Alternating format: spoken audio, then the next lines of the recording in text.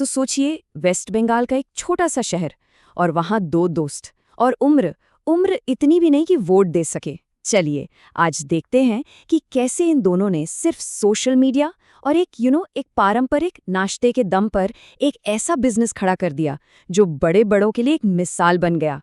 हम सब दिन भर न जाने कितनी रील्स देखते हैं, राइट? लेकिन एक सवाल है, क्या सिर्फ कुछ सेकंड के वीडियो से लाखों का बिजनेस बन सकता है? क्या वायरल हो जाना ही कामयाबी है? यही तो वो बड़ा सवाल है जिसका जवाब हम आज इस कहानी में ढूंढने की कोशिश करेंगे। और यहाँ आता है इस कहानी का सबसे हैरान करने वाला हिस्सा। इन फाउंडर्स की उम्र, जयंता और कैलाश, दोनों सिर्फ 17 साल के हैं। सिर्फ 17।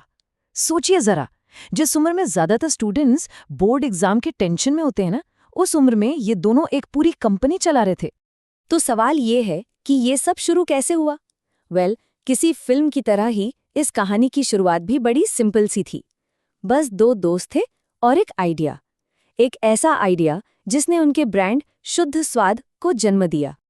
और उनका आइडिया कोई रॉकेट साइंस नहीं था। उन्होंने एक ऐसे प्रोडक्ट को चुना जिसे बिहार और पूर्वी भारत में लगभग हर कोई जानता है। ठीक हुआ, लेकिन कमाल की बात ये थी कि ये पारंपरिक स्नैक सिर्फ त्योहारों में मिलता था, खासकर छठ पूजा में, पूरे साल नहीं। और बस यहीं उन्हें बाजार में वो गैप दिख गया जिसे कोई और भर नहीं रहा था। और पता है, इस आइडिया का जन्म भी किसी फैंसी बोर्डरूम मीटिंग में नहीं हुआ, बिल्कुल नहीं। जयंता अपने दोस्त कैलाश के घर गए, उसकी माँ के हाथ का बना ठेकुआ खाया और बस मुंह से निकला, चलो इसे बेचते हैं। इतना सिंपल। ये चीज साफ दिखाती है कि सबसे बड़े बिजनेस आइडिया अक्सर हमारी रोजमर्रा की जिंदगी में ही छिपे होते हैं। लेकिन एक आइडिया का आना तो बस पहला कदम था, राइट?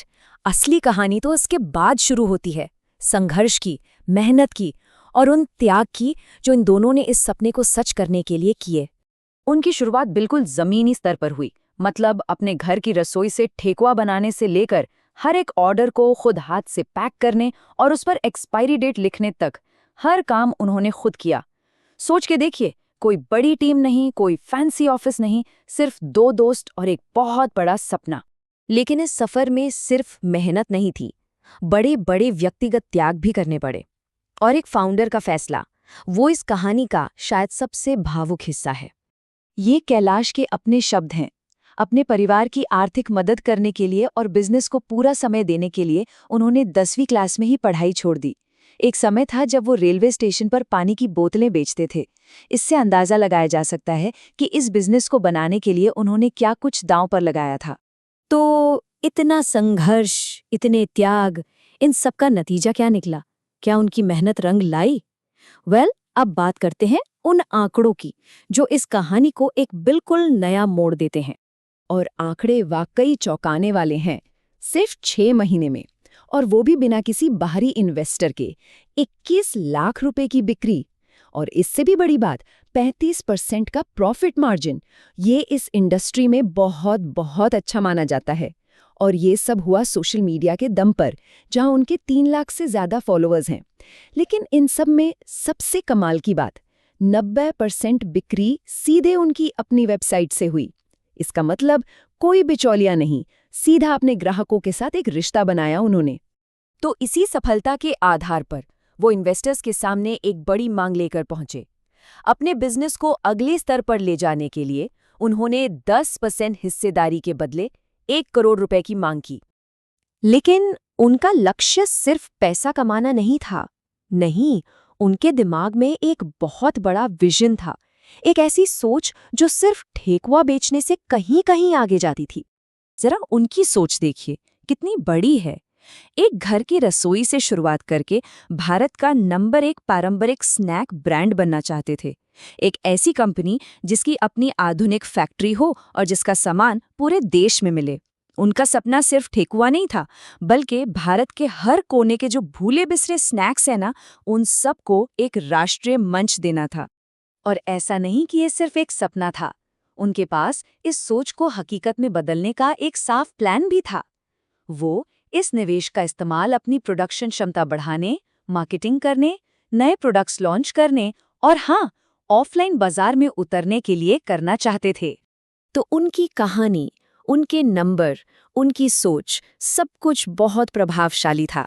लेकिन अनुभवी इन्वेस्टर्स की नज़र से एक बहुत बड़ी खामी छिप नहीं सकी। एक ऐसा मुद्दा जिसने उनके पूरे बिजनेस मॉडल पर ही एक बड़ा सा सवालिया निशान लगा दिया। और वो सबसे बड़ी खामी थी ग्राहकों का वापस न आना। उनके आंकड़ों से पता चला कि 100 में से सिर्फ 5 ग्राहक ही आके दोबारा ठेकुआ खरीद रहे थे। सिर्फ 5%। अब सोचिए, एक खाने पीने के बिजनेस में जहां तो सब कुछ स्वाद और आदत पर टिका होता है, ये एक बहुत बड़ी खतरे की घंटी थी। इसका साफ मतलब था कि लोग सोशल मीडिया पर देखकर एक बार तो प्रोडक्ट खरीद रहे थे, लेकिन शायद वो उन्हें इतना पसंद नहीं आ रहा था कि वो दोबारा ऑर्डर करे। तो जयंता और कैलाश की इस पूरी उतार चढ़ाव वाली कहानी से आखिर हमें सीखने को क्या मिलता है? चलिए कुछ सबसे जरूरी सबकों पर नजर डालते हैं। इस कहानी से ना 4 बड़े सबक मिलते हैं। पहला, कि सबसे अच्छे आइडिया अक्सर हमारी आंखों के सामने ही होते हैं, बस उन्हें पहचानने की देर होती है।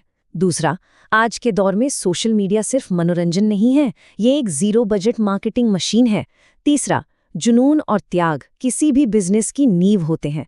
लेकिन सबसे ज़रूरी चौथा सबक ये है कि वायरल होना और एक बिजनेस बनाना, ये तो बिल्कुल अलग चीज़ें हैं। शुरुआती बिक्री जोश तो दे सकती है, लेकिन एक टिकाऊ बिजनेस हमेशा एक मजबूत प्रोडक्ट और लॉयल ग्राहकों पर ही बनता है।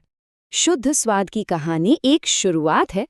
यह हमें सोचने पर मजबूर करती है कि हमारे अपने शहरों में, हमारे घरों में ऐसे कितने ही पारंपरिक खजाने छिपे पड़े हैं। तो अगला कौन सा ऐसा स्नैक है जो एक छोटी सी रसोई से निकलकर पूरे देश का दिल जीत सकता है? क्या पता इसका जवाब कहीं आसपास ही हो। सोचिएगा जरूर।